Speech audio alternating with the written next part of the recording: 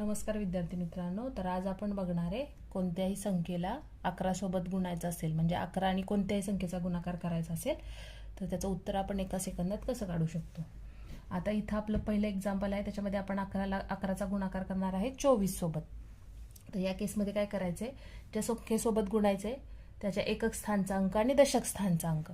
आता एकक स्थानचा अंक आहे 4 24 मधला, तर आपण 4 आहे असं लिहिणार आहे. नेक्स्ट स्टेप करायची, एकक स्थानचा अंक आणि दशक स्थानचा अंक यांची बेरीज 4 + 2 6 आणि दशक स्थानचा अंक आहे असा घ्यायचा आहे. ओके, सेम आता आपण बघूया 11 × 32. तर या केसमध्ये एकक स्थानी आहे 2, 2 आपण आहे असं लिहिणार. नेक्स्ट स्टेप काय, या दोघांची बेरीज करायची 3 + 2 5 आणि दशक स्थानचा अंक आहे असा लिहायचा. आता इथं नेक्स्ट एक्झाम्पल मध्ये आहे 11 × 76. आता 76 मध्ये एकक स्थानचा अंक आहे असा लिहायचा.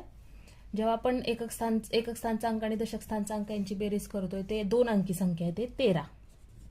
7 + 6 13. तर या केसमध्ये 3 आहे असं लिहिणार आहे आणि 1 हा आपल्या दशक स्थानच्या संख्येमध्ये ऍड करायचा आहे, म्हणजे 7 + 1 8 आणि तो येईल इथं.